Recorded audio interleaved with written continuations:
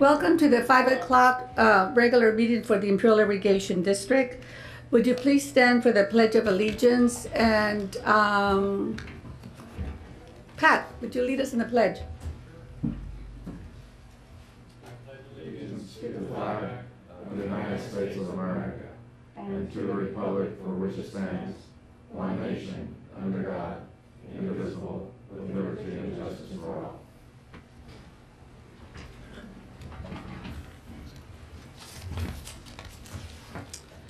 Mr. Garber, are there any actions taken in closed session? Yes, Need to be reported? Yes, ma'am. The board gave direction to its real estate negotiators with regard to two pieces of property.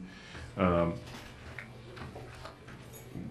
553.91 acres that was going to be sold to an entity called West Solutions, which is not going to move forward, and another for 185 acres that was going to be sold to an entity called California Renewable Energies, which is also not going to move forward. Okay, thank you. May I have a motion to approve the agenda? Are there any items to be pulled from the agenda or out of order agenda items? Yes. President Mendoza, I'd like to pull the finance item number 2 on the acknowledging the receipt of wire transfers and move that to the action agenda. Would you like that for discussion? Yes. Okay. Number 2. Any other changes? If not, can I have a motion to approve the agenda? Move to approve. Is there a second? I'll second that. Please vote. Okay, now is the time for public comments. If you'd like to approach the board, come to the microphone, state your name for the record, and please take 5 minutes, no more than 5 minutes.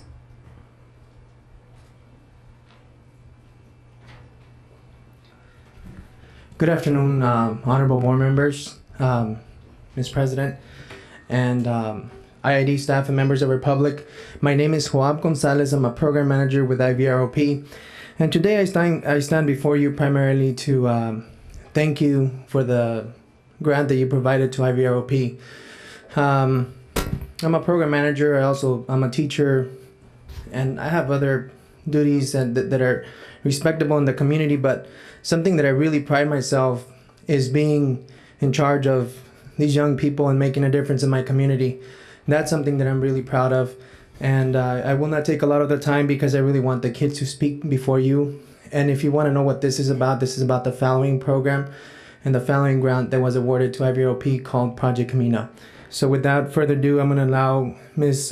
Jessica Tirado to just sort of give you a brief explanation of what she's done in the program. I hope you really enjoy this. Thank you. Thank you. Hello. Good afternoon, Welcome. IID Board members and members of the public. My name is Jessica Tirado, and I'm currently enrolled in Project Camino. We had opportunity to visit California Science Center, where Ms. Tirado, could you kind of slow down a little? Oh, sorry. And then, you know what, you want to pull the mic down a little bit, and then just take your time. Okay. And thank you. We had an opportunity to visit the California Science Center, where we did many hands-on activities, which were also educational. The experience helped us to open our eyes to other ways of having fun instead of being on the street. I would like to take advantage of the opportunity to say thank you for your fundings and for helping us with this program. Thank you. Thank you for coming. I'm sorry, before I introduce the other gentleman, would you mind, we actually have some pictures. Would you mind if we pass them around? Or Sure. You want, okay. Thank you. The next gentleman, his name is Isaac Lage. He's the one passing out the flyer. Oh, okay, my bad. Okay. All right. I'm sorry. You don't know your own students?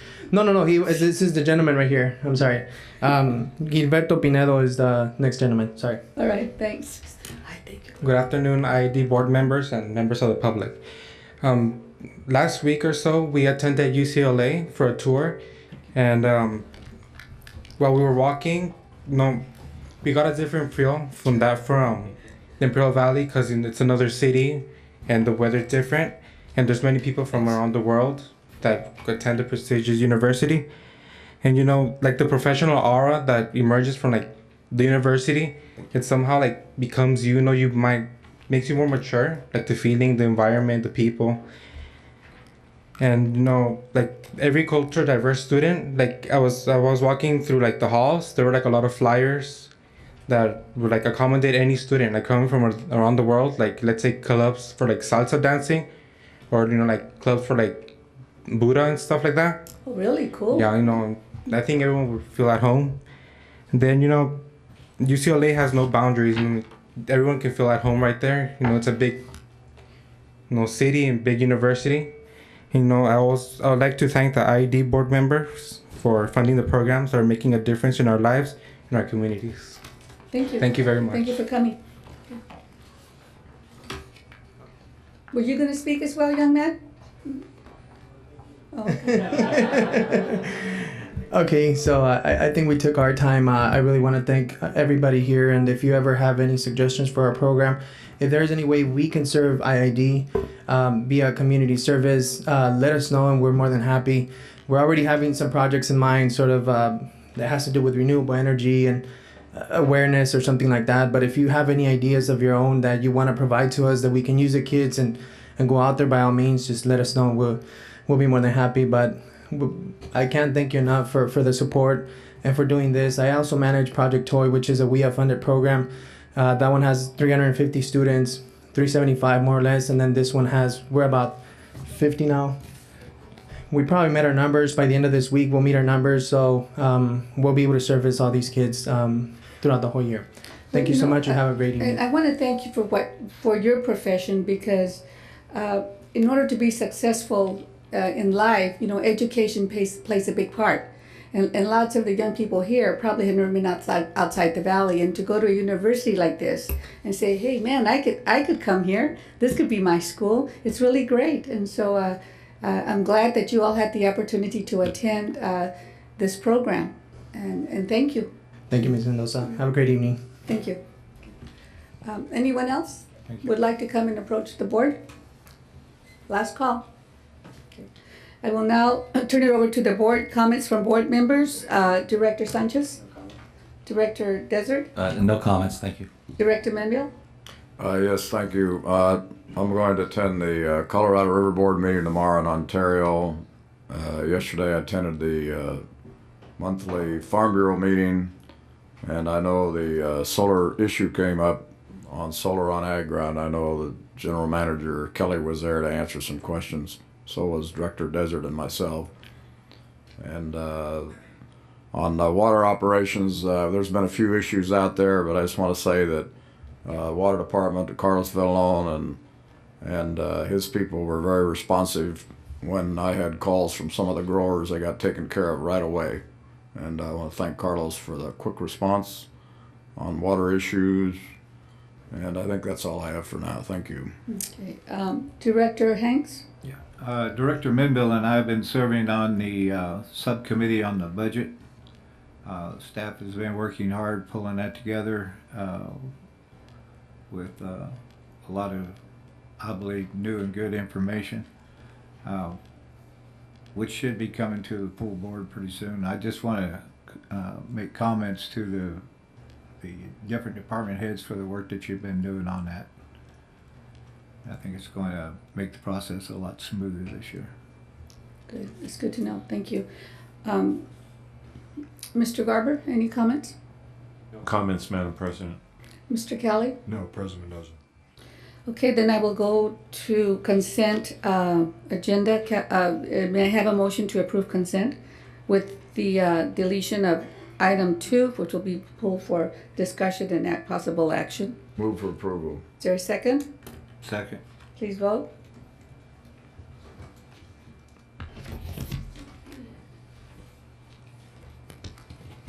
Okay, under information, item number 3, page 56 on your agenda, we have Energy Department General Matters. Mr. Ivy? Thank you, Madam President. Just one quick comment in regards to the September 8th power blackout. The Federal Energy Regulatory Commission and the North American Electric Reliability Council and the Western Electricity Coordinating Council members are going to be coming to IID to have to take some testimony, deposition style testimony for IID's before, during, and after comments that they want to try to get some answers to. we're already answering some questions, so that's going to be based on more or less written responses that we're giving to them as we speak.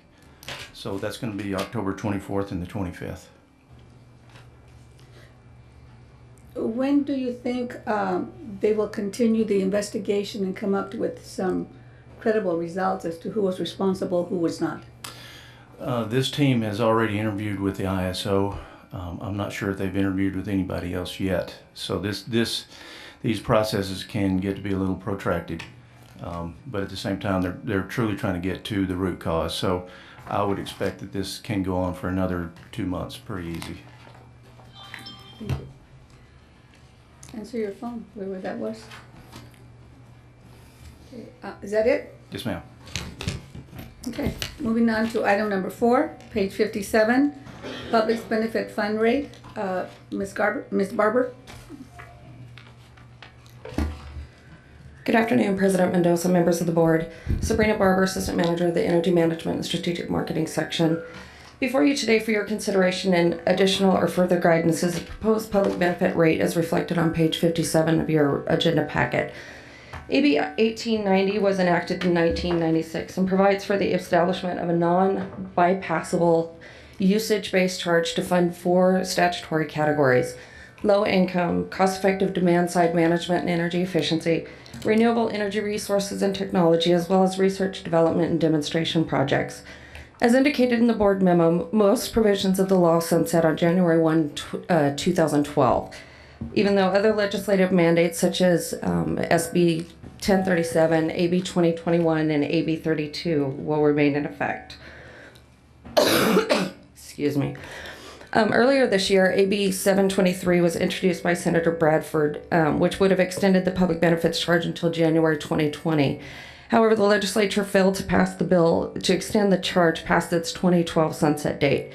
It is anticipated that a similar bill will be introduced next year, although it's unknown at this time whether there's enough support to garner its passage.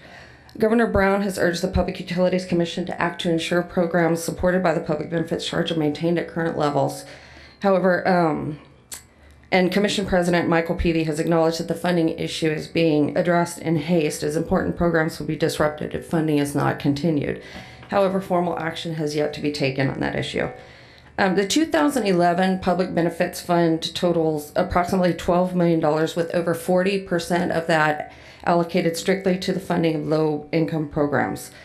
Staff proposes to establish a public benefit rate to supersede the existing public benefits charge. The proposed rate would maintain the same surcharge of the 2.85% to continue the programs and services necessary to achieve IID's energy efficiency targets, continue the low-income assistance programs, and to fund other legislatively driven goals and objectives while preserving our stable rates. The Energy Department staff has met and reviewed several options and deemed that the proposed new rate would be the most feasible alternative. If supported by the board, staff intends to present the proposed rate to the ECAC in November for advice and recommendations, with separate rate workshops to follow.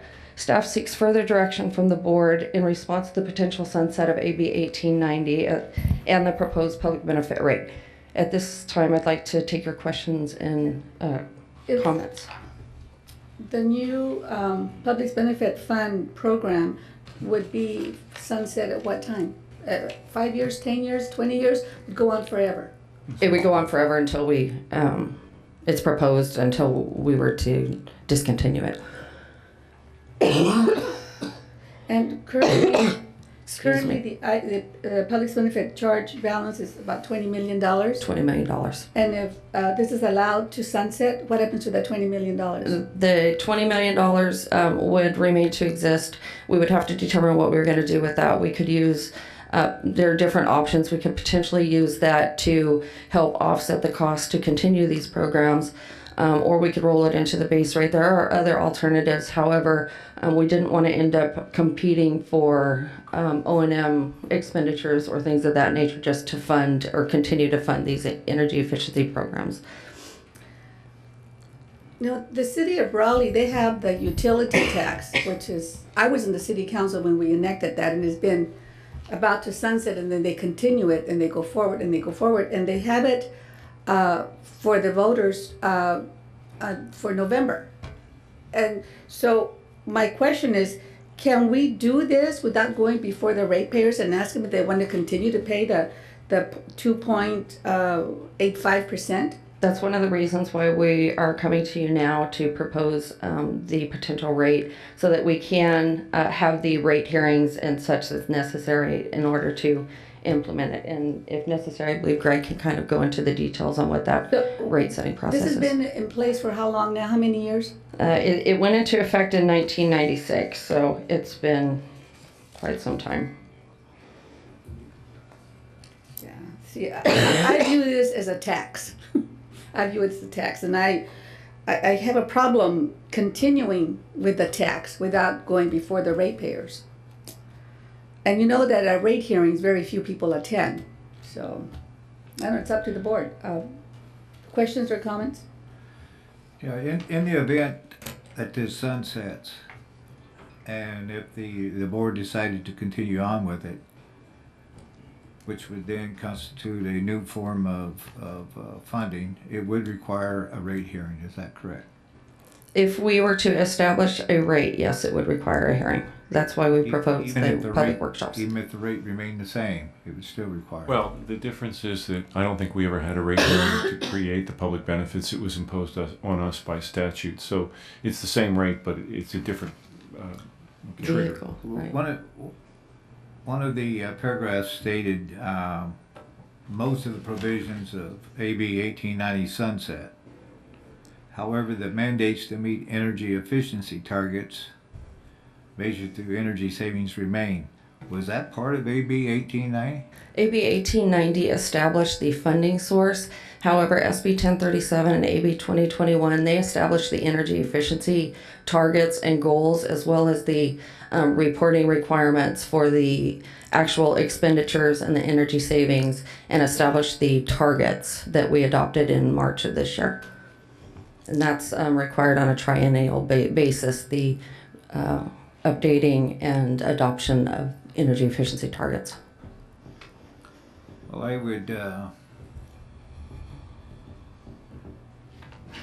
I'd like to give this some consideration, particularly the part about the services provided to our low-income customers. But there might also be a need to look at some type of folding into the renewables, because we know that's going to create a spike in our rates at some point in time. And I would like to look at some options there of using this money to offset some of those rates. So, hearing that, Director Mendel? I would also like to take a look at this. I think that this needs further discussion by the board, and we need to look at the pluses and the minuses of how we would handle this situation. So I would not want this just to come back. When would we have to make, this is here for information, but when is the board going to be forced to make a decision on this? If we decided to move forward with a rate, we would need at least 30 days notice for the public for any workshops or hearing. So in order to meet the January date, we'd have to move relatively swiftly if the rate was the direction we... When were we notified that this was going to be sunset? That this rate was going to be sunset? Well, we were anticipating that the legislation would be pushed through in order to extend the date through 2020. However, that did fail. So we always knew that it would sunset.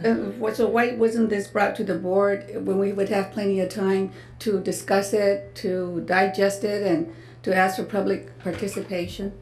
Why do we wait to the last minute? Agreed. Primarily because we had anticipated that the... you know what happens when you anticipate. Yeah, I agree.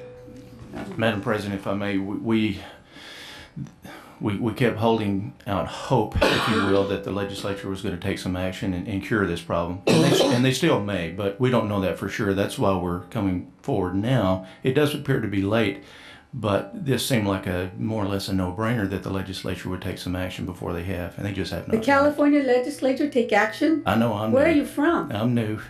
But Barbara, so there's $20 million And the fund balance, would that take care of us for next year? That would take care of us next year if we chose to Not do nothing. not to do anything in the event that the PUC doesn't step in or other sort of means to extend the. So we have a date. little bit of time, like Director Manville was saying.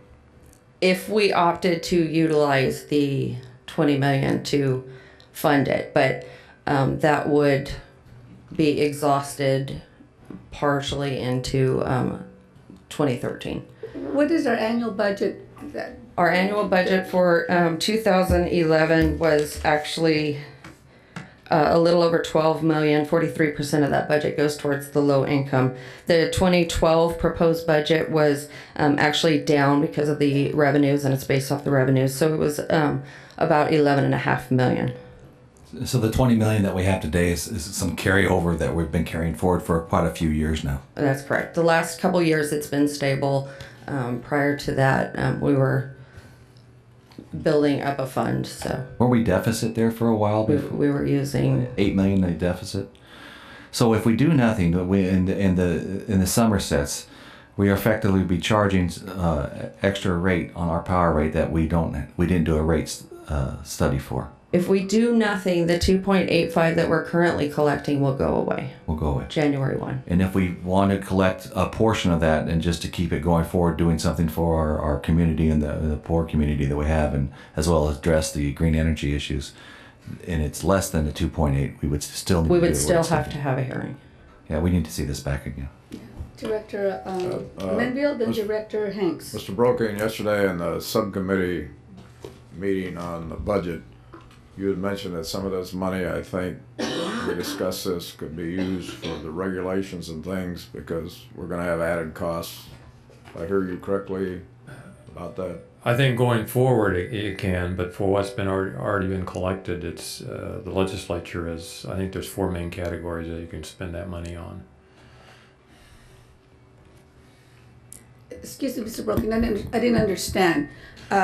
Going forward, you have other uses for this money?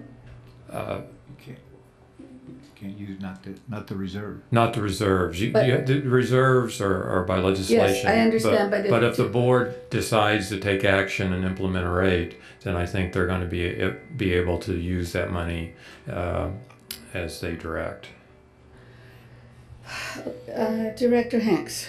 Mr. Rokin, it was my understanding that whenever this was implemented, was it the 2.85? Was that the number? Yes. Yes. That was carved out of the base rate. It wasn't an add-on. That's my understanding. It was carved out of the base rate. Okay, and the budget, that $12 million budget this year, can you recall how much of that is used for employee salaries and benefits? No, I can't.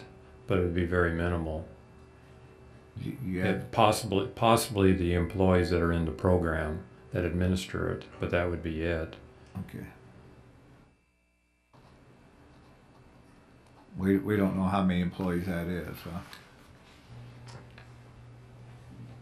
I have my budget here. Our program, public benefit specialists and public benefit or marketing representatives, they do charge to the programs.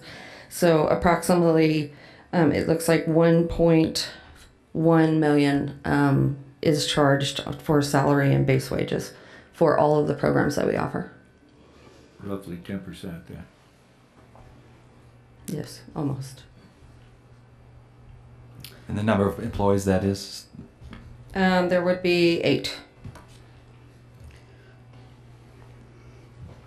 All except for management charges to the programs. Well, it's obvious that the board needs more time and more discussion because you can call it a surcharge, it's a tax. And it's a tax that was going to sunset at the end of the year.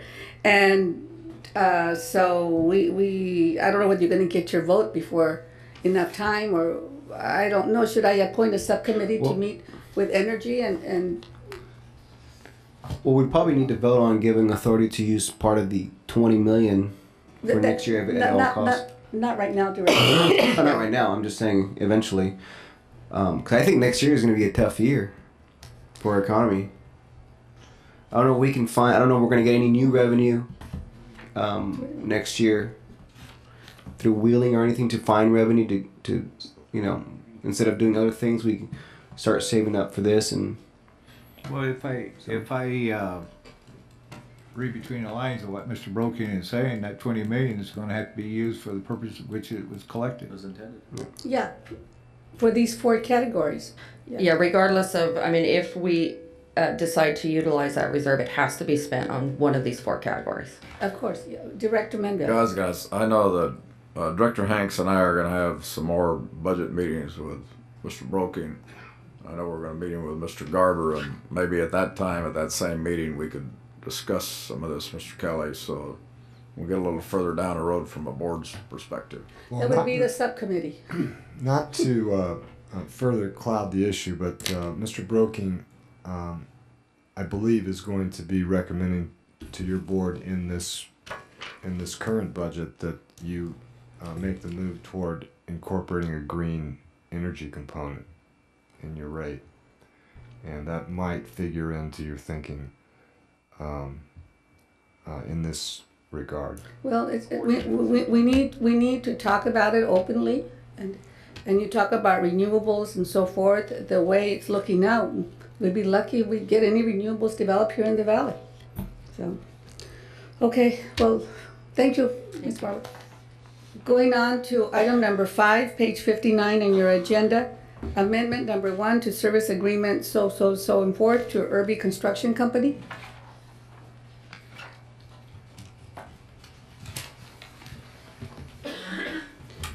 Madam President, members of the board, General Manager, thank you. What we have before you is, if you recall, back in August 16th. You were here once before for this, and we Yes, I was. Go back and do your homework. Basically, yes, that's what I was tasked with. Back then, the board had asked for a little bit more detail on the cost of the storm. Back then, it was the storm of July.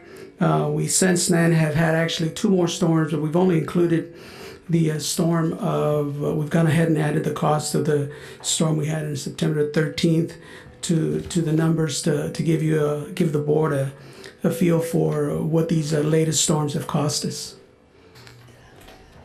Just a real quick summary, and I'll go into more detail in the slide presentation. The July storms, which really we kind of, there was actually 2 storms, one the 7th, one the 10th. We grouped those as to one storm event as they were so close together. And we also had a storm event on the 13th of September, which caused major damage to primarily IID transmission facilities, but also included a number of distribution facilities.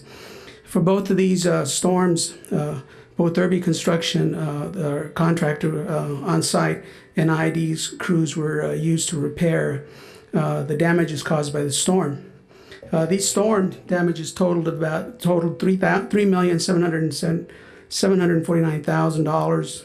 Of that, $895,000 were costs that we incurred by the assistance of Irby. IID costs in repairs was $2.8 million. Of that total amount, there was of unplanned expenditures due to the fact that these storms required us to work 24/7. We had an unplanned expenditure of $2,478,537, and these will be funded through, as you'll see in a later slide, through some of deferment of some of our capital projects. One of the details that was asked at the August 16th was how this broke down. And what you have before you is we've broken it down to what would be normally a regular hours, our normal working hours for each storm event. And then also it would be overtime, which would not have been included in our normal budgeting for neither the service agreement or our operating budget. As you can see, on Irby's related expenses, they total close to $1 million. If you break them down, it's $311,000 for regular hours, and then $583,000 on overtime hours, which would not have been scheduled under the service agreement. For comparison, so that we could get the whole feel for the whole project, we went ahead and did that also for IID expenses. And as you can see, we spent 757,000 regular labor hours on these storms and $1.1 million on what we refer to as double time due to the storms.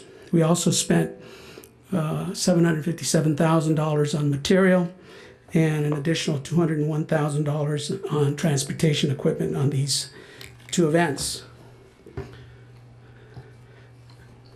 Oops.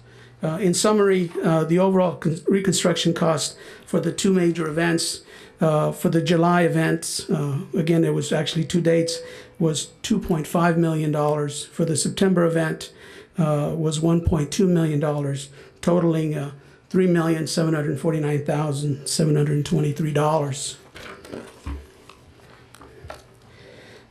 Question was also asked if we could give what projects were postponed due to the storm event, as it did require us to reschedule both our IID crews and our contractors. We delayed or postponed 7 CSP projects in the Imperial Valley. We have a pole replacement program that we've been working through. Some of those were delayed both in the Imperial Valley and in the La Quinta area. We have some baroconcentric projects in the La Quinta area that we had scheduled around for those dates that were also postponed. And then we had some O&M projects in the Imperial Valley that were postponed for a total of $1,271,700. There isn't a one-to-one ratio, as some of the work that was done in the storm events had various overtimes, materials, and transportation costs that you would normally not see. We also were asked to come back and give a scope of the remaining work for the rest of the year.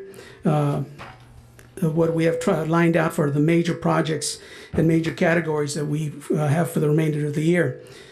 We have the MR line maintenance. This is the transmission line right in front of Spreckles. We've had some issues with that transmission line. At the time of the report, we've been going back and forth with engineering and trying to get a more reasonable cost estimate.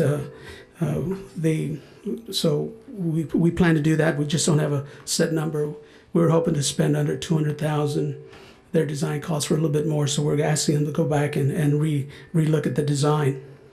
We had the pole replacement program that's still ongoing.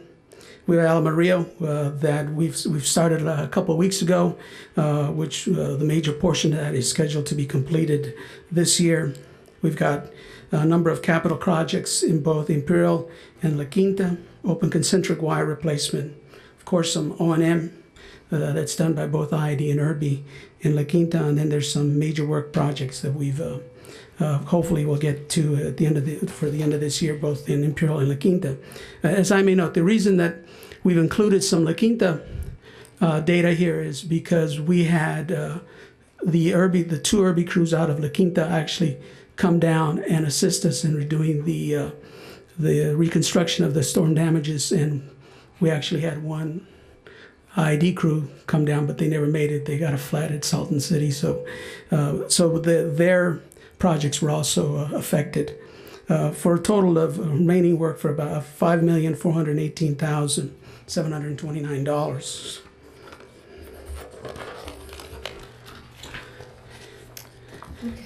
And this is the last slide. And as we looked for the unfunded expenditures due to the storms, we had a total labor from IRB of $583,356.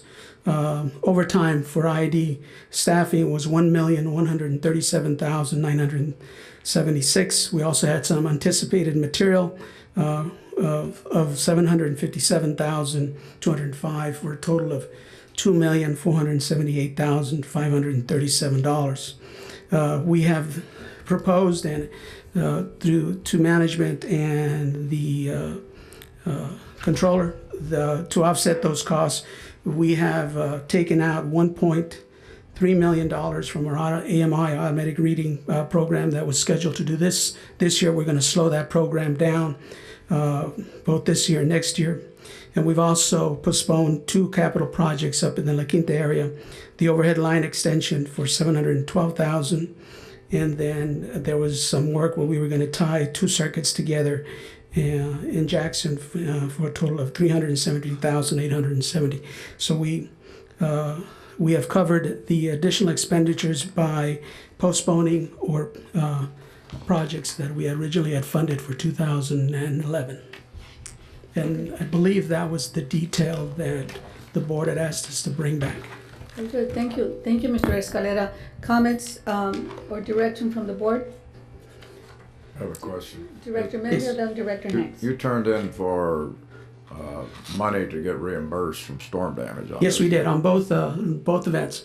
But what percentage, if you get lucky, what percentage of that do you get back? Well, we're anticipating about 80 to 85% if we can get the government to sign off. On the first event of, just for information, if I may, Director Menville, on the first submittal, apparently the state has lost our paperwork, so we have resubmitted the paperwork for the first event. We're hoping the governor will sign off on that.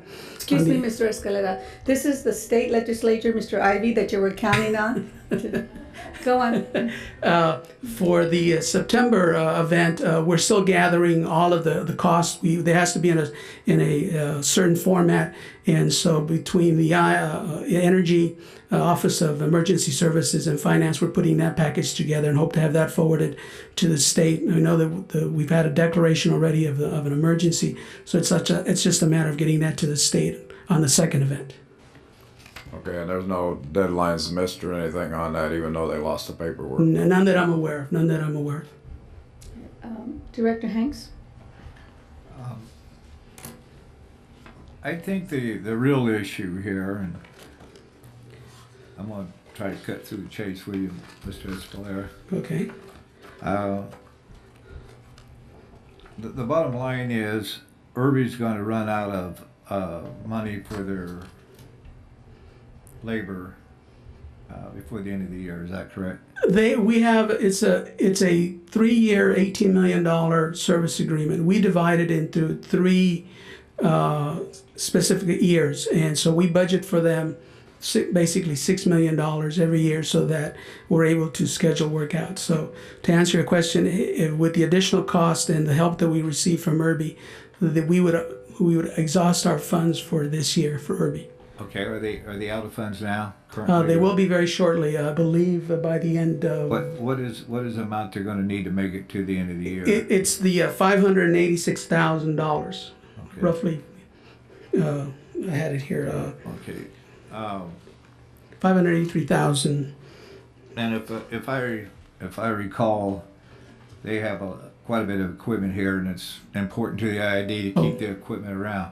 Definitely. I just want to, for the record, I just want to make sure that everyone understands I'm not taking a shot at Irby, because I don't have a problem with the quantity or quality of work they do, and I also know that they contribute heavily to the communities with pro bono work for different parks and so forth. Yes, they do. Okay, so I just want to clarify that. And I think it's important that we secure them without interruption. I mean, they're in business. If something comes up and they're short 2 months, they've got to take that equipment and their employees and go somewhere else. And then if we have a storm hitting, then we have problems. So having said that, I look at trying to keep it whole for a year.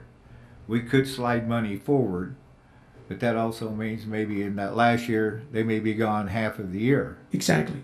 So you're kind of hedging a little here, trying to, Yes, exactly. And we're talking about reimbursement money. Yes, sir. And I could support that through the year. However, there's some wording here I have a problem with under the financial impact. It says the amendment will increase the value of the service agreement by a minimum of $583,000. And then when you talked about the different projects that we were curtailing or holding off, that equated to 1.2 million. So when you say minimum, I'm taking that to mean, you really mean that could go up to 1.2 million? No. The intent of the minimum, and actually I was the one that actually changed that to word it minimum, is that as all costs have not, I mean, we think all costs are done, and hopefully we won't have another storm between now and the next time this comes to consent. We would like to amend the agreement to no less than what the actual costs are, the extra costs that we have had. Ideally, we would like to have a little bit of room to anticipate any new storms, to be able to react to them. To be honest with you, and you put it correctly, Director Hanks, there's no way that we could have brought the system back up in the short time that we did in these two storm events without Irby on hand. We basically had everybody, all the resources in Imperial working, plus the two Irby crews. And I can support that concept, but if it's a concept that we're just going to keep Irby whole and fund it out, and that was an impression that the public was getting from it. Should Irby shut down and pull out or leave, and we have a storm and then we have to reactivate and come back or hire someone in, I'm sure that the cost would be much higher than this. And I just like throwing it out there on the table. And if just a point of clarification, the $1.2 million I think you're referring to, Director Hanks, on postponed work, that includes both Irby and IID costs. So a good portion of that was also IID forces. Okay, that's all I have to say. Mark, if the IID funded this entirely, the way it's being presented here, if and when we receive those claims, that 80 to 85% of that claim money, where does that money go? Does it go back to the Irby contract, or does it come back to the IID? Well, I would hope that the CFO would see that the fact that my capital budget was impacted by this amount, and he would see forth. He's smiling. I don't think he's looking at that. To include that back into the capital fund to allow us to build the postponed projects and not into the general fund. But it would go back to the IID Director Desert. I've got one more comment. Yes. One other item that draws, I think, attention. I don't know whether it does from the CFO. I know it did for me. On our capital budget, it seems like we're running out of labor, but we still have money in the capital budget. Is that a budgeting issue? Are we budgeting too much in the capital and not enough labor? Is labor not keeping up with the capital, or what's the cause of the imbalance here? Some of that imbalance is due to Director Hanks, is that some work is slated to be bidded out. In other words, it's not anticipated that we would use IID resources nor Irby. Example is we're doing two projects, one in Calexico and one in Brawley, that was bidded out and is being done by Hotline, another contractor. So the anticipation is that those projects were going to be bidded out, not incurring IID staff, and that's where you look at that. That's how that imbalance shows up. Is it more cost effective to bid it out, or not to use our own? It can be on certain projects. I don't think the difference is as much as people think. Sometimes our crews are very good at certain things, and we try to keep those projects to our crews. And sometimes it's just a matter of available resources or timing. Okay.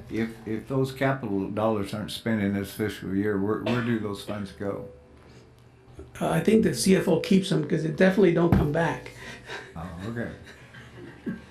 Okay, so I assume that goes into reserves, right?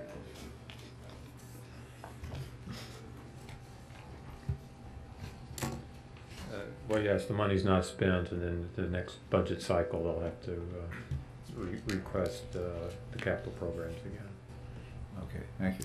okay, so I have the consensus of the board to bring this back for action on October 18th. Right. Yeah. And just a point of clarification, if I may, then, Madam President, we'll bring it back for the $583,000. The difference in the two. Yeah, 356. Yes. And you remove that minimum. Yes, I will. Okay. I wish I will. All right, thank Okay, you. thank you. Thank you. Moving on to item number 6, page 67, Water Department General Matters, Mr. Villalon. And don't tell me the state is doing a great job. I'm not going to talk about the state. A couple of items. About a month ago, I spoke about following up on delinquent water availability accounts. As of that date, about a month ago, when I checked, we had about $600,000-$700,000 in delinquencies, both old and recent, based on this year's billing. I expect that to have gone down the last month, although I don't know what the numbers are. I've also been working with water billing and the division offices to set up a procedure so that on the 1st of January, we roll into a program where we refuse water for water availability. In discussions with division and billing and legal, what we found is that years ago there was a resolution passed based on the water code that would have allowed us to refuse water not only for water billing but also water availability. For some reason, water availability refusals were not gone forth, and we haven't done that. We haven't refused water based on water availability since I've been here anyway, since I'm aware of. What we're going to be working with legal is on a resolution approving refusal of water for water availability delinquency so that we can establish a base and make sure that we're on a sound footing. And when do you expect to bring that resolution before the board? Within a couple of weeks. We did talk about it yesterday. And we'll be presenting it forward so that... we'll bring it for information first and then... That's correct. What we want to do is in the November billings, in the November water billings and December water availability billings, we provide information to landlords and tenants of this new action. All right. Anything else? One other thing, kind of quirky item based on our water projections. Last week we were at about 81,000 projected to be over. Yesterday, Bureau reported 66,000, so I thought, well, maybe that little rain in the middle of the valley did us some good. Today they project 93,000. Why the quirk, I don't know. We'll be following up and see what they're using as a basis for doesn't make any sense. That variability in water projection. And the water projections are coming from? From the Bureau of Reclamation. They're not state, they're federal, Mr. Ivy. Okay. Anything else? That's all I have unless you have any questions. Questions? Yeah, I've got a question. The week before, you say this just today it was 93. What was it before? On the 3rd it was 81. On the 4th it was 83. Yesterday 66. I saw reported 66. I guess before they updated the site. Today it was 93,549. Sound like somebody's drinking something other than water. Maybe scheduling issues they have on the river, and they adjust their accounting occasionally. I missed Mr. Sadhu's crop report. Offhand, do you know how many acres we have idle right now between crop rotation? I don't know that number. I don't have that report with me. Yeah, you see a lot of idle fields, and I just assume they're holding off to plant wheat because of the price. And wondering if that would have some type of effect. The only number I have is a combined fallow, idle programs. I would say we're probably in the 30,000 acre range for idle land. Yeah. Any other questions or comments? Mr. Villalon? No. Thank you. Moving on to item number 7, page 68, IID Resource Conservation District. Mr. Bradshaw. Thank you, President and Directors. I'm handing out a PowerPoint presentation, and this is to talk about the Resource Conservation District that the IID Board of Directors can also act as. And we had some questions about that lately, so we wanted to go over a couple items and let you know about the option that we do have. This is set up under USDA, and the NRCS is the former Soil Conservation Service Office. And there we have a local one here in El Centro. And there's also a national organization, a state organization, and then down to our state office. And that's where we operate out of, the IID Resource Conservation District. And what it is, the NRCS is Natural Resource Conservation Service, is committed to the voluntary approach to conservation. And it's They will open a staff office for RCD if there's enough interest locally.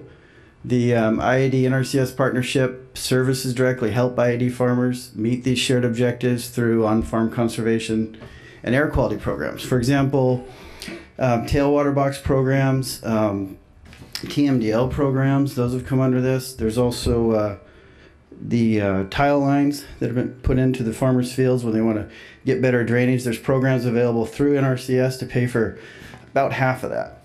And they're usually 50% match. And I have a slide coming up to kind of show the dollars. Mr. Bradshaw, you said Yes. TMDLs. So if we deal with NRSC, do we still have to fund that program through the Farm Bureau?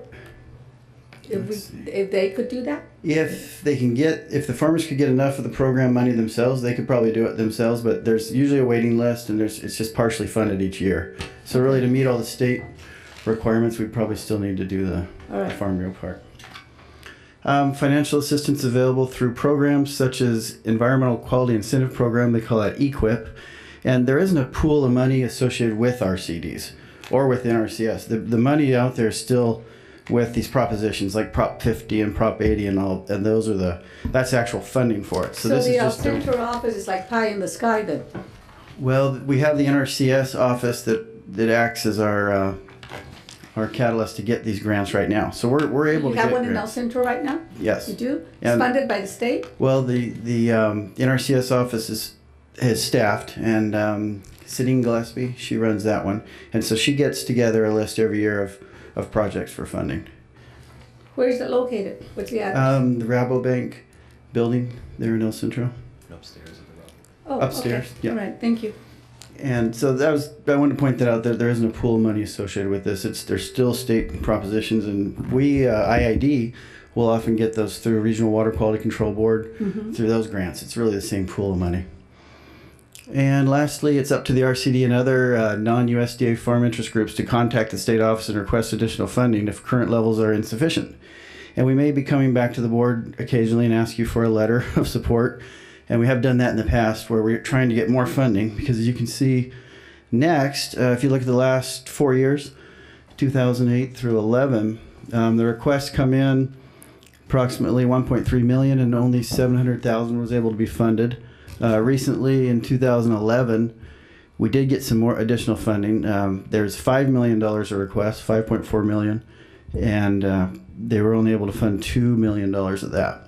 So are the requests funded 100% or they just? Yes. Yeah, they'll pick out of the, like for 2010, out of the 36, they'll pick 21 and fund those full 21. I see. But these are matching funds. It isn't just a check to the farmers. They have to come up with half.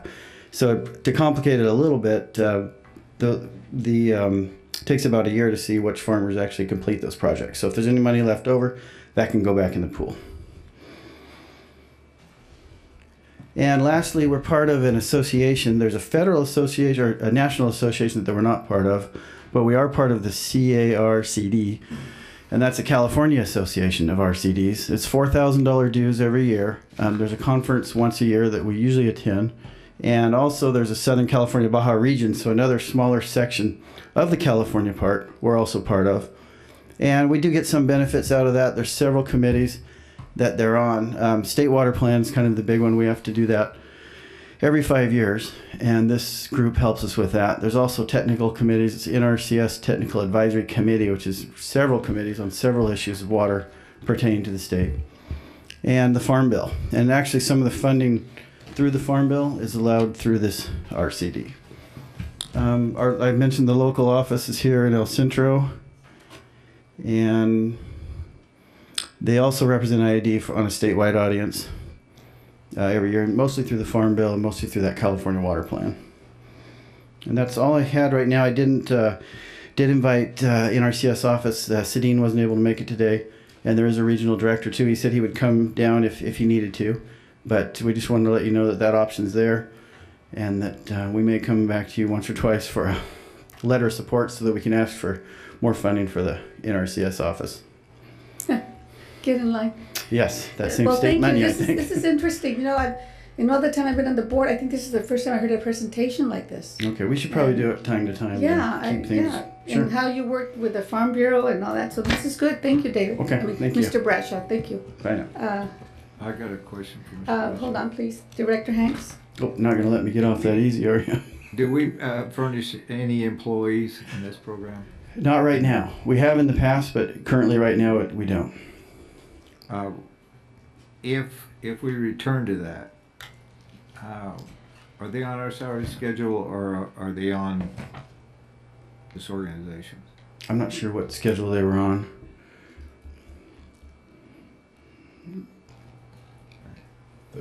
Director Mendel. This was due to expire, was it not? That's right. Yeah, and the reason it's brought forward is so we'll continue it because it's beneficial to the ag community here in the valley. We think it is. There's plenty of farmers still want it, and we. So you're going to come back for approval at the next meeting, or just giving us information? Just giving you information. Okay, all right. I've got another question for him. Just a question. In terms of conservation, if we move forward with transfers and so forth, where it's mandated, could this not be a clearinghouse for funding and also selection of acceptable methods for conservation? It could be. They do very similar to what we're anticipating doing. They take in applications, they review them, and then they assign a point to them, and then they try to fund the ones they can. That might work. Could it possibly be considered a program where a matching program so that it just enhances the program? It might. We looked into that early on with the QSA and certain things they weren't allowed to mix funding, but we're keeping the door open depending on what happens there. We certainly would want to come back and try to get on-farm conservation. Okay, thank you. Yep. Thank you. Ms. Dale, you doing? Lindsay Dale, Farm Bureau. Gosh, she's tall. I just wanted a point of clarification. The USDA funds or the EQIP funding that's available to the farmers is for BMPs or best management practices that are implemented on the field. Currently, the farmer does that at their expense, and so this is an opportunity to help fund that for them. The Farm Bureau is not eligible for any of these funds. It's for implementation only on the field, where our TMDL program is more of an education outreach program. So it's completely different. And I don't want to speak for NRCS, but I think that we should clarify that I don't believe that the EQIP funding is completely, or the applications are completely funded. I think there are more applications than there is money right now, but I'd rather have Sadine to clear that up. Okay, thank you. Yeah, Lindsay's correct. I don't know if you saw on this previous slide. Oh, yeah, we said, yeah. Applications 111, and they're only able to fund 18, so they're waiting for more if they can get it. Okay, Director Desert. Yeah, David, as we move forward with this, and if we do grow this outreach, and the IID participates in facilitating the needs here, and also for water conservation, I'd just like to recommend that we submit financial assistance to place additional staff members, and rather they're a separate IID staff member in the office that may be at a different pay grade or under a different clock for work performance, just to keep that office harmony and that efficiency in that office. Understand. Okay. Thank you. Okay. Thank you. Okay. Thank you. Thank you. Thank you, Mr. Bradshaw. I think we have the gentleman. Haven't seen you in some time. How are you, President Fine. Mendoza? How are you? Rod Williams. Glad to be here. I've been involved in this since 2008. 2 years ago when I came before the board and expressed an interest in having you folks to help support a joint project with NRCS. This is exactly what I was explaining. I guess I'm so happy You have a PowerPoint like this? not quite this Well, fancy. that's I don't do that probably in why. my pickup very well. Okay. So, but I'm very pleased to see that you're looking at this and that you want to become a part of this. I hope you become a part of this because I'm one of these guys that's between the 2008 and 2011 that still hasn't got any funding. Okay. And I really believe, and as I explained before, this particular program can be your catalyst to drive your water conservation program. What Director Hanks was talking about, and your lobbyist in Washington that you pay annually would be extremely helpful in dropping by their congressman and saying, you know, we really need this. There's no reason why that this valley shouldn't have 100% funding on this program. Absolutely none, except that the right people in Washington haven't been involved. And so I'm really pleased to see that you're getting this together, and this can be a tremendous tool for Imperial County. Thank you. Good. Thank you, Mr. Williams. Anyone else? If not, we will move on to item number 8, page 74 on your agenda for information. Major work authorization, the Elder Drain Canal Pipeline Project. Mr. Gomez. Good afternoon, members of the board, President Mendoza. I'm here to present for information the MWA for this project, which is a pipeline project, 2 IID facilities, the Elder Drain and a portion of the Elder Drain, and a portion of the Elder Canal, both actually crossing Heber Road. This project is in part, or is included an Imperial Center, commercial center, and is presented by or provided the engineering firm actually who was directing this is Development, Design, and Engineering. They came to the district some time back, and as part of the project, asking the district to pipeline those facilities. The project is divided in 2 phases. Phase 1, as indicated in the memo, covers the Elder Drain pipeline. This is going to be performed by IID forces. The project is located kind of general, so you have an idea, on the northeast corner of the intersection of Heber Road and Highway 111. Phase 2 of the project is the pipeline of a portion of the Elder Canal. This portion of the work will be contracted out. To take advantage of the grant funds from the U.S. Economic Development Administration, the developer has requested that the Elder Canal pipeline portion will be completed before December 31st. That's the reason why we are doing this portion of the work with IID forces. Both of the phases of the projects, the funding for both phases has been already provided by the DNE or the developer, and the funding covers the engineering for both of the projects and also the construction for phase 1. So we are basically ready to go. Okay. And so our recommendation is the approval of MWA, and then we'll be brought up to you next meeting. And you'll have PMO working with you on this. That's correct. On track. That's good. That's correct. So you're going to come back for approval at the October 18th meeting? Yes, the next. Questions or comments? Yeah, I would request that legal get involved and make sure that we have contract language in here that protects us. We've had one pipe up in the north end we've had to replace 2 or 3 times. I think there needs to be some type of language in the event of failure or replacement. Well, I'll take a look at it. I've not been involved. Okay. Thank you. Any other comments? Not? Yeah. With that language, I like the option in the event that there is a failure or something like that, and if there's funds are not provided for the replacement, that we have the right to return it to its original state.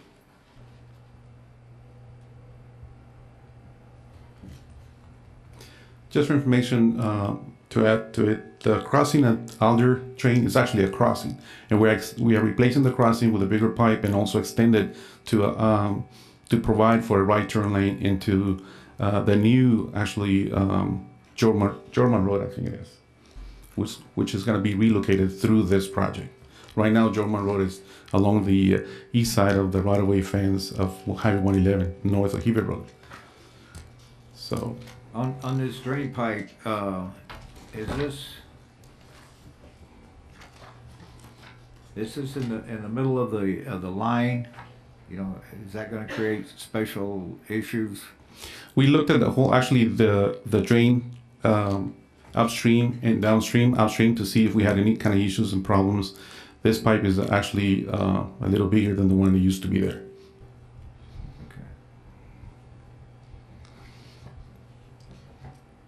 That's all the questions I have. Yeah, Ishmael, the projects we're talking about here are all going to be funded and paid for by the private sector, by those involved. That's correct. Now, the Alder Drain and the Alder Canal water delivery, the capacities there are not going to be impacted. We're not reducing the capacities of the water delivery or the water drainage system. No. And I know there's a deadline here involved for the county in order to get this constructed to meet some requirements for some funding that they're very special and very important to this project. The IID is aware of those deadlines? That's right. And so the IID is going to work with them to meet those deadlines so we don't impact their funding?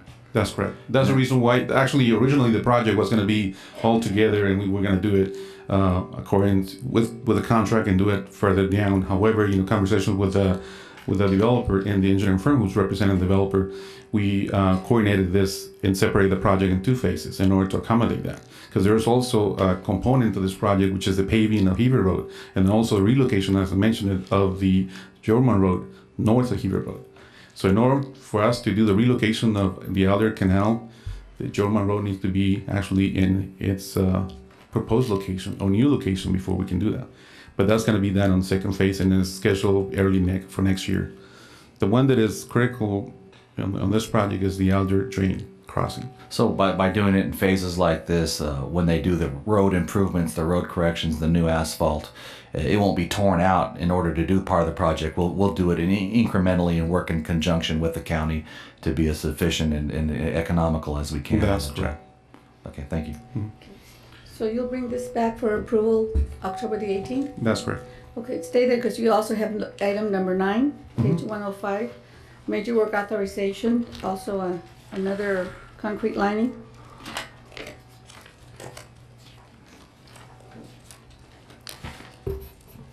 Yes, the next project. Page 105. Yeah, next project is also brought up for information, and it is the construction or reconstruction of the Acacia Lateral 10. It's a concrete lining project. As stated in the memo on the board and the memo on the hydraulic capacity of the Acacia Lateral 10 has been impacted negatively since the installation of the pipeline crossing under the Highway 111. The project is located, and this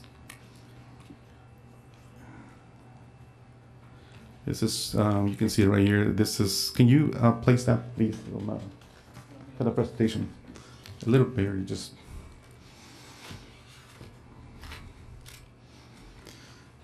It's a little better, yeah. Here's Highway 111.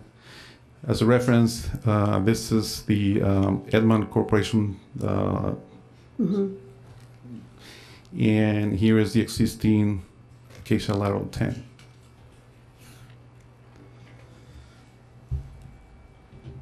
The project is part of the Highway 111 Unit 1 Caltrans project. After it was installed, the crossing, it's in this section right here. After it was installed, a couple months after, our operation personnel found out that it was a problem with capacity. The original capacity of the canal was close to 45 CFS, a little bit over 45 CFS, and they noticed that they couldn't get more than the 34, 35 CFS was a drop in capacity of about 10 to 15 CFS in the area. To remediate this impacts, the proposed Acacia Lateral 10 project replaces half a mile, which is this section right here, the Acacia Lateral 10. The work consists of relocating that portion of the canal further to the north, about 5 feet the alignment, and also raising that about 10 inches in order to provide for the what we call head, which is the pressure to be able to get the water across the siphon that is located in this section right here.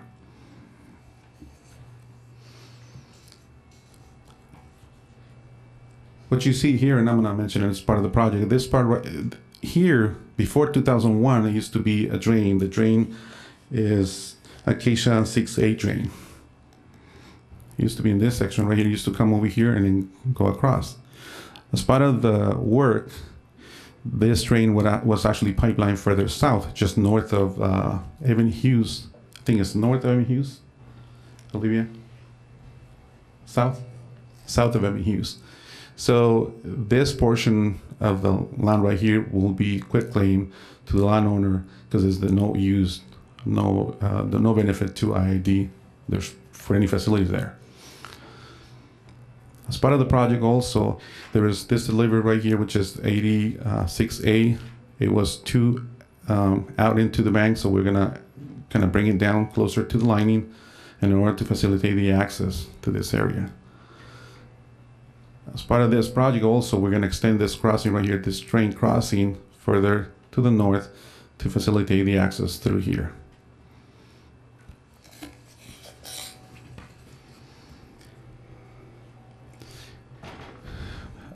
This project is 100% funded by Caltrans. The Caltrans utility agreement 29994. A couple issues with the project I would like to kind of make the board aware of.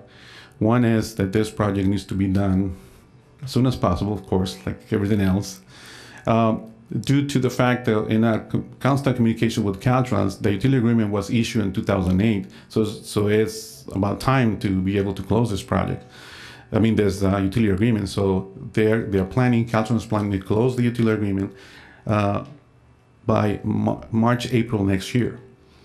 They want everything invoiced to them in order for them to be able to pay us, I guess, or send the funding back to IID.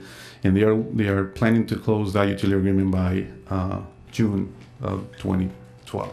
Mr. Gomez, do they prepay for the project, or we have to incur the expense and then we bill them? We have to incur an expense and then building. Caltrans, as it was mentioned before, What is their turnaround rate to? They pay their bills, what, right 30-day basis, 60 days? By the way, 30 days. I mean, as soon we are in communication, so by the time we send the invoice in or the bill, they're already expecting that. So they kind of, as soon as they get it, they process that. Okay. And we're going to send those invoices in a timely manner? That's right.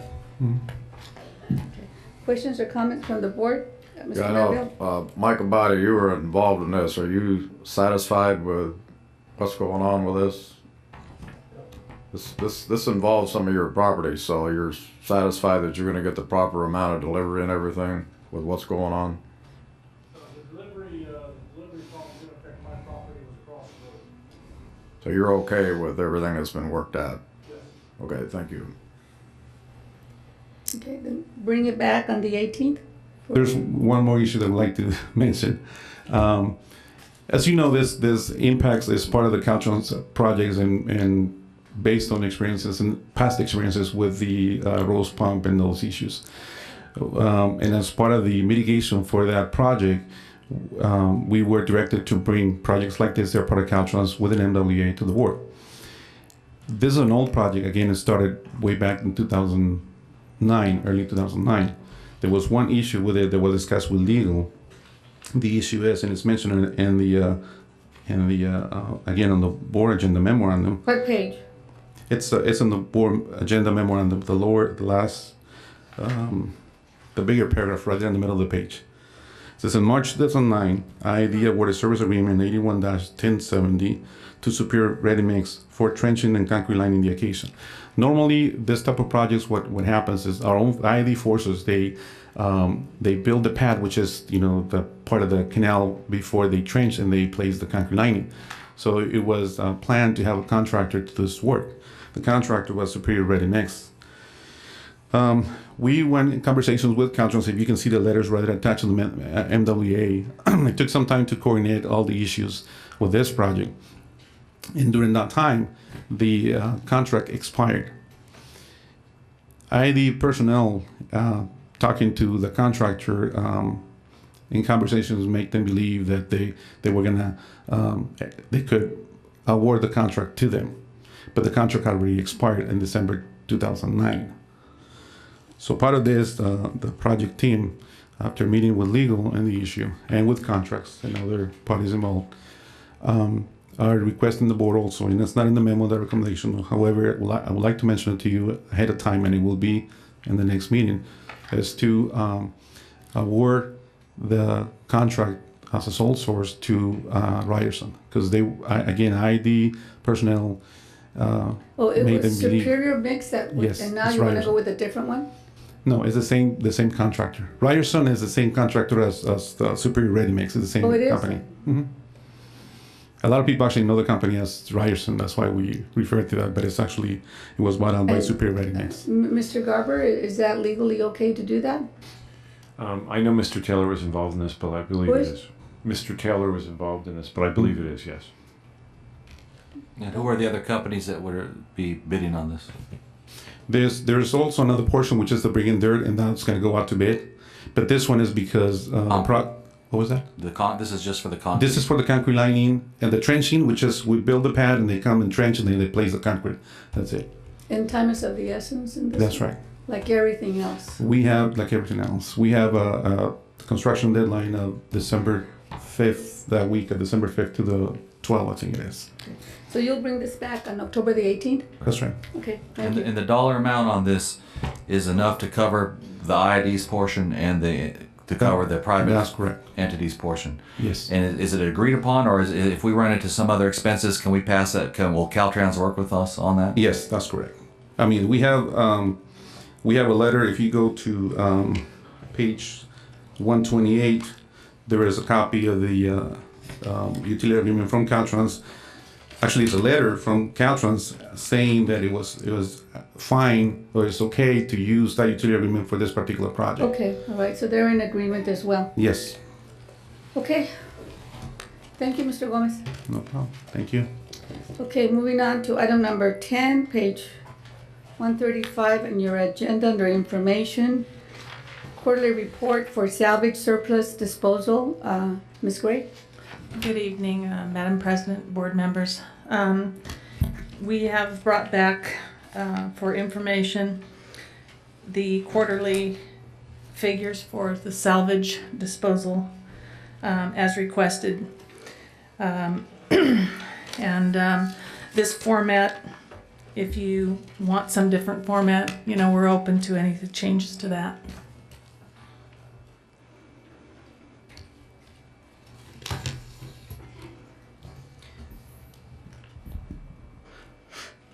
I have a question on page 137 where it says year-to-date grand total 210,000. Does that mean 210,000 physical dollars? Yes. That we received? Yes. You're talking about second quarter?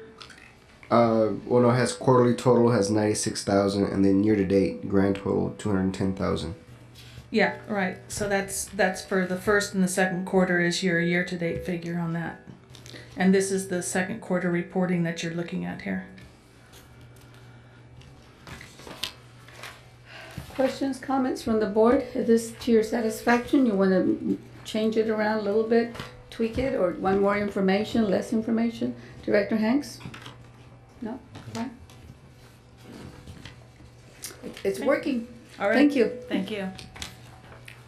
Moving on to item number 11, page 139 on your agenda, information as well. Storm-related claims for damage. How are you? Fine. Gary Van Booper, Officer of Security Claims and Investigations. On advice of counsel, we were asked to address this with you folks with regarding, we had initially 10 claims, now it's 11, that were as a result of the storm that happened in July. This was a situation where poles and conductors fell on houses. On the roof. Yeah, I saw them. Yeah. They're missing tiles. Yes. There's a big hole. Several of those, yes. Yes. So.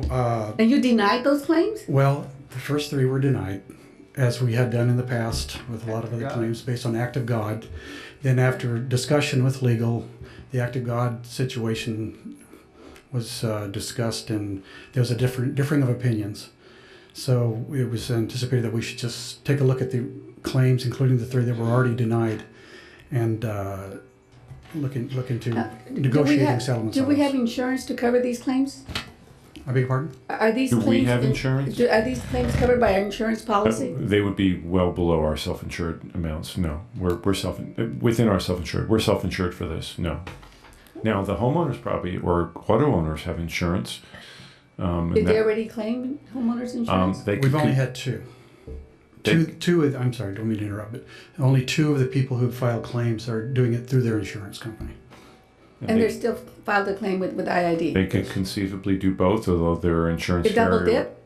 Well, legally they could, but their insurance policy probably requires that they reimburse their insurance carrier. Most people don't. And they're all relatively, I would consider small claims, if you will, anywhere from $800 to $10,000. There's only one really large claim, it's $101,000. And that's through an insurance company. And in negotiating, we don't expect to One pay of it. those, the chimney fell. There was 2 chimneys. Yeah. But yeah, one of them. What's the total amount of the claims, Kerry? Right now, about $150,000. Again, we don't anticipate paying that much in negotiating these. Hell, we paid Tom Havens $200,000 for nothing. So, comments from the board? Hey, is the proximity of these poles because there's no alleys in this area? And most of the time in that area, yes, that usually is the case. The poles were there before the houses were built. So when they built the houses there, they'll I guess there's no anticipation that the poles are going to be falling over into their houses. And this has become somewhat of I was just saying this with the GM, a strange anomaly here where this suddenly has become a corridor for this storm activity over the last couple of years. It never wasn't there before. If I can make a comment, the discussions we've had internally with SCI and Mr. Devoy and the general manager about these claims sort of segued into discussions about the way we publish claims denials in our agendas. In the old days, the reason that claims denials were published in the agenda is so that everybody knew when a claim was denied and when the time to file an action based on the denial of the claim 6 months or a year was triggered. We send a letter to a claimant when we deny a claim. There's really no purpose in publishing the agenda item, and it's very misleading because it makes it look like we only deny claims and we never pay them. And in fact, a lot of claims that we deny, we negotiate and pay. We may not pay a claim because the face amount of the claim has not been negotiated, but after we deny it, we pay it. I've discussed with Mr. Kelly my suggestion that we no longer publish the denied claims in the consent agenda like we do, especially given the fact that SCI now reports on a quarterly basis all claims denied and paid. So it's not only misleading, but it's somewhat redundant. And I was curious whether the board had any feelings about that, because that's been my suggestion to Mr. Kelly, and I think he agrees with me.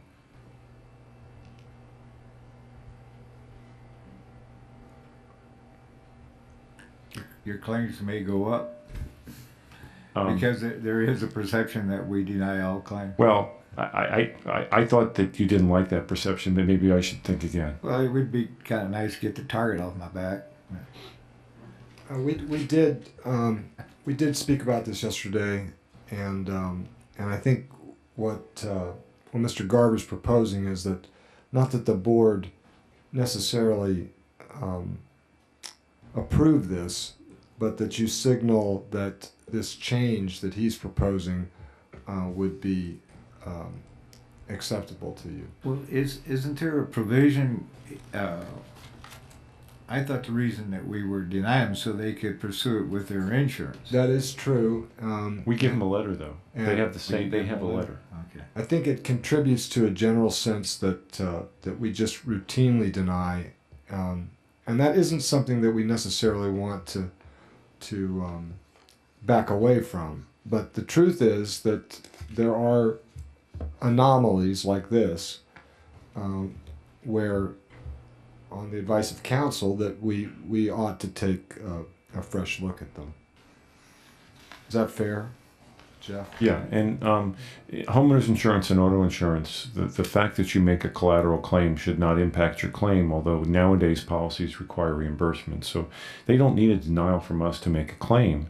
If their homeowners carrier finds out they made the claim, they may have a reimbursement, or they may subrogate. How long has the procedure been here at the IID where we have these quarterly updates about what gets paid and what gets denied? It's been fairly recent. It's in a year. About a year. Yeah, and it was feedback from the board saying, hey, all we ever hear about is the claims that get denied. We never hear about the small claims within the authority of management that get paid. And we said, you're right. And so we did it this way. So we have a third quarter report coming up, Kerry? It should be probably next week, I think. And that'll be both for what we denied and what we That's paid. correct. Everything will be on. And when we receive those reports, do you keep track for the whole year as what we've done, or you just give it to us by quarter? By quarter, but we can put the yearly if you'd like. Yeah, maybe just a one page is what we did each quarter. Thank you. Director Menville? Yeah, on the damaged houses, you say that the collective claims are come to about 150,000. At this time, they have until January the 6th to file. And then some of the homeowners insurance, I went by there as same as some of the other directors did, and it was, I think the houses went in after the power line was there first, and then the houses went in. That's correct. And that's a big power line going by those houses, and that's hard to believe that somebody didn't get hurt with some of the damage to the houses. Fortunately, there was no injuries. Yeah. And but some of the homeowners insurance is going to pay off, and then we're looking at paying off some of the claims too, correct? That's correct. Okay. But I mean, it was a freak storm. I know we've been hit 3 times down in that same area. corridor, yes. But if you had to take a look at it, it was pretty crazy what happened down there. So, and that, the main thing is I know the district was down there, they were on top of it, they worked to get the power back on, and it was in the heat of the summer, and they worked very hard for 3 or 4 or 5 days, so, and I don't think there was any major complaints that came out of Calexico. I think they were pleased with the way the district jumped on things and got everything back in shape, but. Other than the people who have poles on their houses. All right, thank you. And you'll keep the board informed. Yes. Thank you. Moving on. Excuse me? Yeah, in your opinion, was our right-of-ways wide enough or not wide enough, or is that something we need to look at? I think it's something you have to look at in anticipation of. Director Hanks brings up a good point, because for some reason the homes were allowed to be built from looking at that right next to the power lines, basically. And I don't know whether that's a city of Calexico situation and City or the county. their planning department and who's at fault there, but there should have been a setback. Yeah, and I think Mr. Escalera. They were trying to build more houses per lot, per acre, to make up for the cost of doing business, probably. But I mean, there should have been somewhat of a setback in there, and in the future, we should be taking that into consideration. We have a big problem, and I know Mario can talk about it and Kerry, all over the district with regard to setbacks for vegetation, residential, commercial, haystacks with regard to our lines. It doesn't matter how large our right-of-ways is. Nobody respects them, and none of the cities or counties are going to enforce those things, and it's a big problem. I just got a call from a resident in Brawley that we put a light pole right next to her fence in the backyard. Just smack right next to the fence. Mr. Escalera? Yes. Yes, you did. I told her, well, this is great. It'll illuminate your backyard. Don't you want that? She goes, yeah, but I look out, I see this big pole right in the backyard. But the neighbors are happy because we've taken the pole off the neighbor's pole. So you put it on this? Who happens to be my sister and called me. So next time I'll have her call you. Okay, thank you. Keep us informed, please. Moving on then to item number 12, page 140 on your agenda. Audit on solicitation award process. Mrs. Williams. Good evening, Board of Directors and President Mendoza. We've completed a solicitation and award process audit. The objective of the audit is to assess whether or not internal controls over the district solicitation and contract activities are adequate, and whether or not such activities are conducted in a manner that comply with related district policies. Purchasing and contract administration personnel facilitate procurement activities to meet the district's needs and provide project owners with assistance in determining the type of solicitation to best meet the owner's objective. In our report, we include the following observations. We identified the need to update or replace outdated policies to better meet the district's procurement and solicitation business need, and the need to develop and implement operating procedures to define roles and responsibilities, improve consistency and compliance with established district policies. Responsible personnel have obtained the assistance of the National Institute of Governmental Purchasing Consulting Group. The consulting group recently provided personnel with the recommended draft policy, which will replace policies 3101 and 3130, and is now working to provide a recommended procedures manual. A committee has been established with board representation to finalize the policies, and based on these policies, SOPs will be developed to ensure consistent application of procurement contracts. We conducted and tested various internal controls we documented and tested various internal controls over the purchasing and procurement process to determine if internal controls are in place and operating effectively. That review included an evaluation of the purchasing and contract section segregation of duties and SAP access. Based on security reports, some conflicts exist within the section. We believe that employee SAP authorization needs to mirror established segregation of duties to ensure that proper controls are in place. We reviewed the bid receiving process, storage, and formal opening of sealed bids. The purchasing section receives sealed bids on an ongoing basis. We interviewed staff, examined bid reception logs, reviewed the security of bids once received, and attended bid openings. We concluded that controls over bid receiving, storage, and opening are working effectively. During our audit, we examined a sample of 6 solicitations in detail. The sample consisted of a combination of RFPs, RFQ, and bids. Solicitation packages are prepared by the requesting department. The package includes a response form with instructions to interested parties on how to submit a complete response.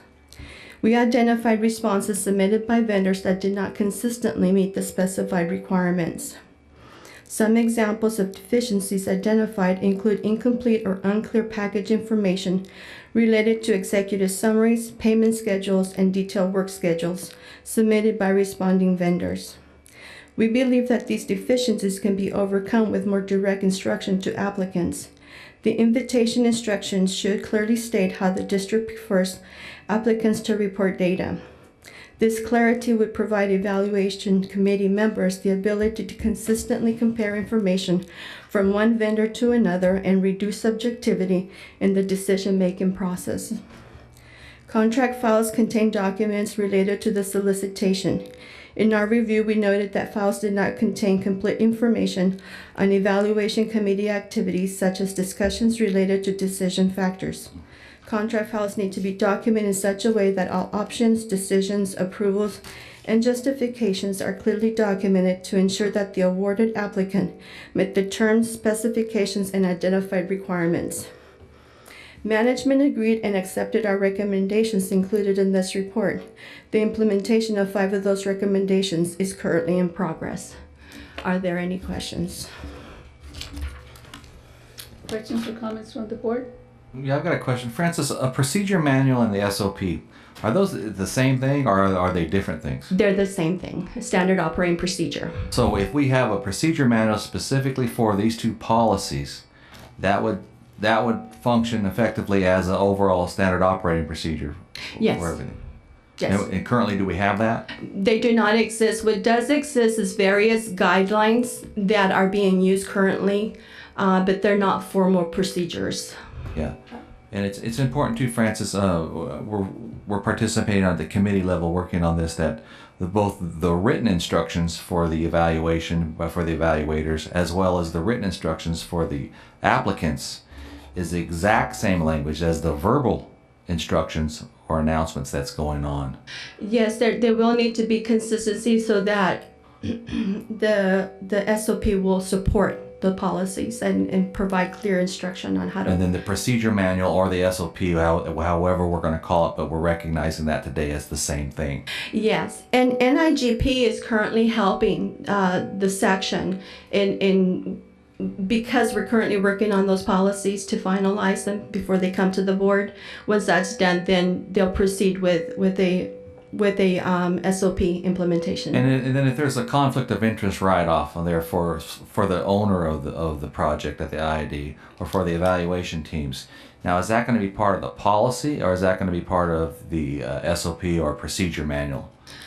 Are you asking if a committee member has a conflict of interest? Right. Well, presently in the new format that was put together a year ago, there's a sign off there for no conflict of interest. Would something like that be included as part of the policy or as part of the procedure manual? It would definitely be part of a procedure, but it should be touched on in the policy. So it should be addressed, recognized, and noted in the policy. Yes. And then we might even put the language in there to see the procedure manual.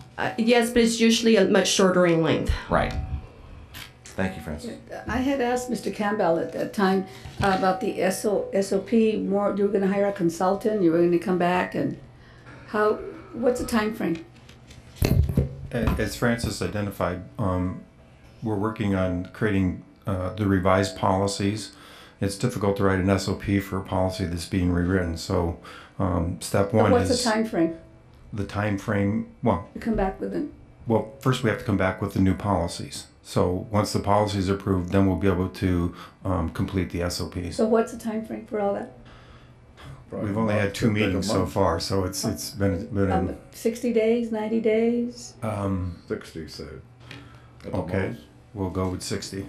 When President Mendoza's talking about the SOP, is that specific to these two policies, or is there an SOP that applies to many other activities at the IID? Well, all activities, would have, many activities would have a standard operating procedure that goes with them, but I believe we're specifically talking about an SOP for these two policies. And then when we say procedure manual, procedure manual and SOP is the same functioning thing. There's some language differences that we currently call our policy the policy and procedure manual. Right. It's a little bit of a misnomer. It should only be a policy manual. Procedures are a separate activity and the how-to, whereas the policy is this is the direction from the board and these are the guidelines to be followed. Where but as you understand an SOP, then it also to you means, as Francis stated, a procedure manual. Absolutely. An SOP would be the same thing. Yes. Thank you.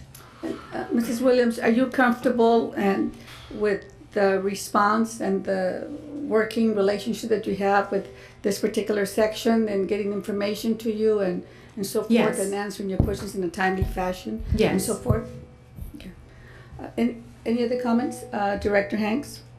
This has been, I think, making good progress. It's been like pulling teeth. I use that figuratively today. Put it chiclets. No, since I lost one today. I'd just like to make this statement because I think it part of these issues stems from a certain provision. Benefits reserved for special considerations afforded to an irrigation district should benefit the IID and ratepayer.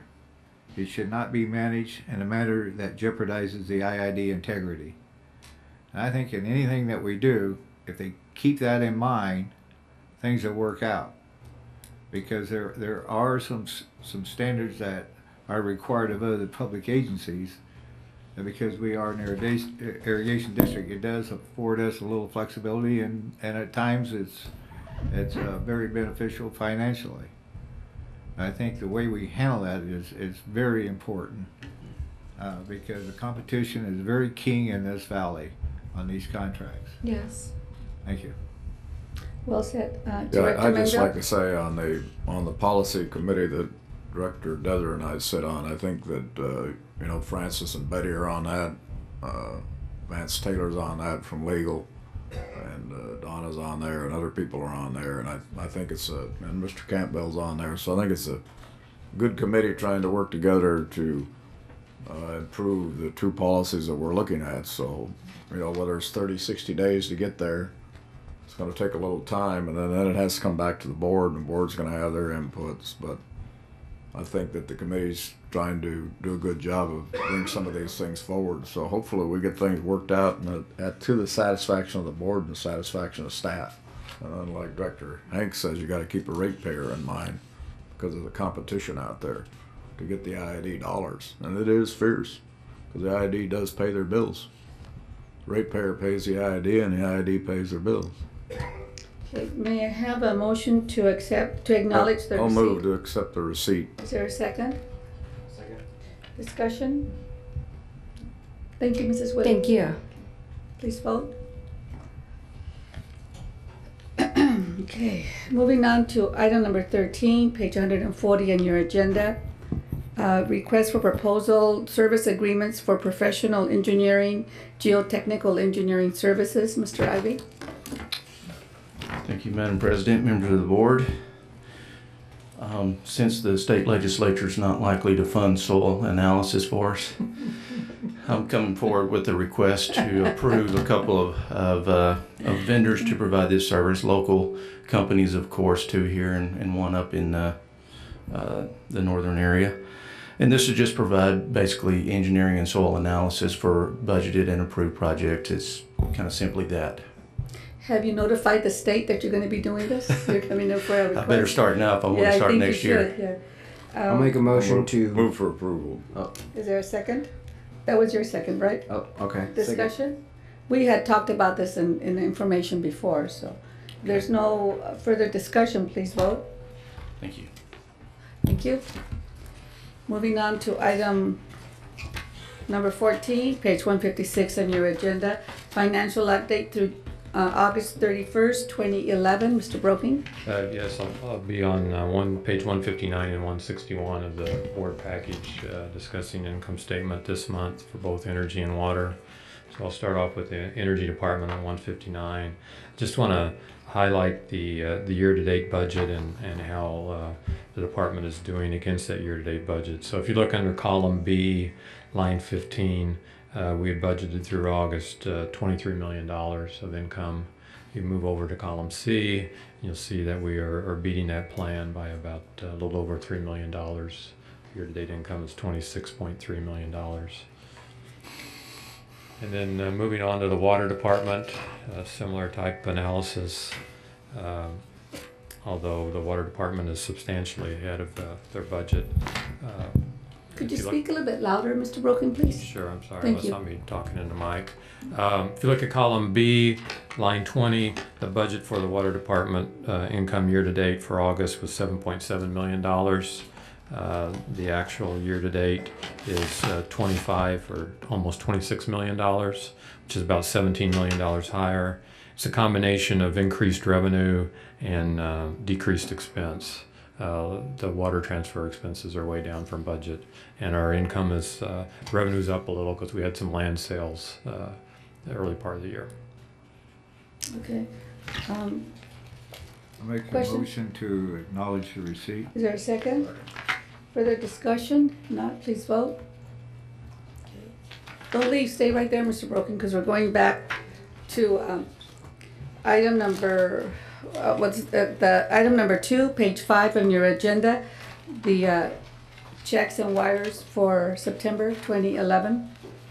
AP checks and wires. Director Desert asked for this to be pulled for discussion. Yeah, I just wanted to have a little bit more time to talk about this and perhaps adjust the way it's delivered to us. Once again, we've made a couple different amendments to it. We've got a better description now. And what I'd like to see, we've got the wire transfers which are separated from the checking account, which is good. But would it be possible, and would the board take into consideration receiving this report by perhaps IID department? Well, then we would have all the IID legal expenses in one area, we'd have HR expenses in one area, rather than by sequential date or the date of the check. Would that be possible to put that together that way? I'll have to defer that to Mr. Campbell to see whether that can be programmed that way. Having lost my configuration skills a long time ago, I will have to check with those who are more familiar with doing that, but it seems like a reasonable request to be able to do that sort. We'll check and see what we can do. Well, I'd like to get some input from the other board members. If there's another way that we should be, I could state this, or if there's another, if you've had any thoughts about how we receive this I'd register. like to, no, that's fine if they can go ahead and configure that without a lot of expense. That at least look into it and then let us know whether it's possible or not. So sort by department, and then because right now it's just an alphabetical listing, the part of the challenge is there's really no descriptor for the different types of vendors or payments. But I think we can get it by. Well, there's by code. department. Everything else is coded. We haven't included the code in there, but that just adds more material to look at. Rather than having all the codes for the checks and then have another description as to what the code means, if we could just have it by department, Sure. HR, water, power, Right. legal, and then have it the checks in the order that they were cut sequentially. We'll give that a shot, and hopefully we can get that done. For And the if we next- could just always keep in mind that the description, some of the descriptions, they're just numbers or account numbers, and there's not much of a description there. And some of the descriptions actually on the bottom of the pages or the top of the pages wasn't able to be read or wasn't included. So this is significantly better than what we started with, and it's great to have it available. And then we can just periodically revisit it and put it in a different format. Sure. That isn't too much work for staff. I don't know if there's a field there that has the department, but we'll look, and if it's there, then we can do the sort. Okay. As you know, the description is a bit of a challenge because right. Yeah, it is what it is, and that if they don't put a description in, then there's not much to work with. Yeah. So if you just remind them to do the descriptions. Yeah, okay, because I have a couple of questions as well. You go first, Director Hanks. Mr. Broken, if we have questions that comes up over some of these, can you give us a name or number of someone to call? So I mean. Well, I don't start wanna off take calling. 30 Start minutes off, of board yeah. meeting or something. Start off calling me, and then we'll get you to the right person. Okay, thank you. Shell Energy North America, we paid them almost $10 million. Are they still doing work for us? When we were at one time we were going to be training our staff to take over that task, and for September they got almost $10 million. We're still using Shell pretty extensively, and our staff is just barely moderately capable. We're not even doing 24-hour yet. Why? So we just hired another person. We're trying to build towards that, and we're losing another person at the same time. So He's going to the state or what? he's going to the legislature. No, he's actually going to Edison. So that is our goal, is to get in there. I know that before the Director Desert came on board, we had talked about that, getting our own folks trained, and in fact we had a proposal from an outside agency that was willing to do that, and it never happened. And so I would like to have our folks do this particular task.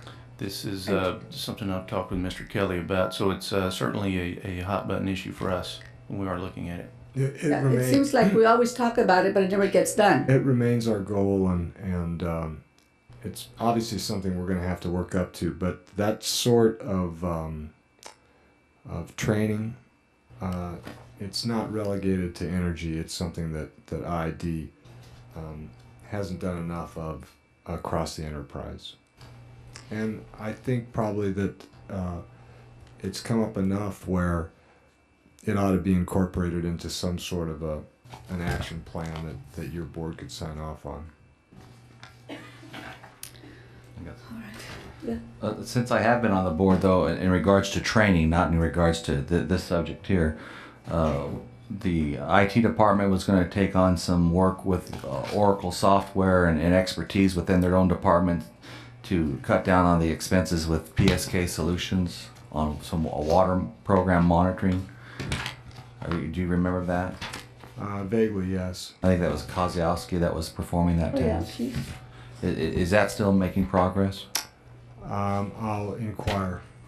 Yes, the answer to that is yes. There was, I believe, a presentation a while back on the status of what that transition is, and we certainly can have Dan come back again and give another update on that transition. Yeah, because we're coming up on another budget cycle, so when we see that again, we're going to have that same kind of discussion and readdress what kind of accomplishments we had during the year to bring that in-house.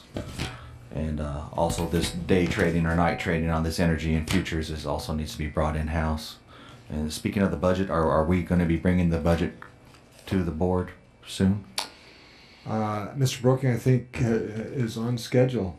Yes, we plan on distributing the budget to the board, ECAC, and the Water Conservation Board next Tuesday. Okay, for September 29th, a check was issued for $17,545 to PSK Solutions. So is this like a regular amount every month? Is that, or is it depending on what work is being performed? It's a little bit of both because she's paid by, she's under contract. It is an annual contract.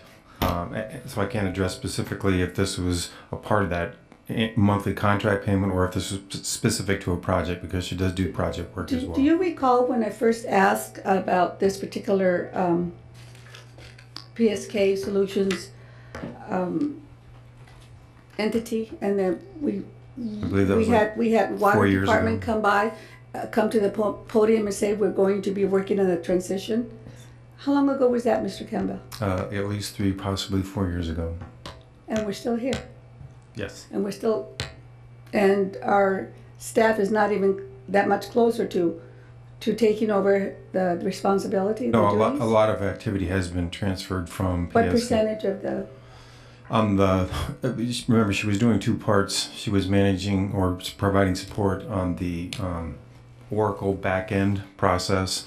Almost all of that is completely transferred over to the IT group. Her other responsibility is doing configuration and application development and support on the Wiz system. As the sole person responsible for writing that system, it's a bit of an issue to get that transferred, but that is in progress and moving forward. So what is the time frame for that to be completed? I will have to check with Dane to You'll see let me what his know in schedule 4 is. years from now if I get reelected? You'll let me know? I'm sure we'll have an answer before, well, actually, Dane's out on medical leave right now, but expect he'll be back in a couple weeks, and we'll have an answer probably the first board meeting in November. I'm told, President Mendoza, that she bills by the hour, and she's billing for a lot of hours. I know that, and she does good work. I'm not saying that we don't need her, but it comes to a point where we have to train our own staff to do that, or else have her come in as a full-time employee, because it's costing us quite a bit of money. And I hope it's not 4 years from now when you tell me it'll be another 4 years. Okay, may I have a motion to approve? Move to approve. Is there a second? Second. Discussion? Not, please vote. Mr. Kelly, any further business? No, ma'am. Meeting adjourned.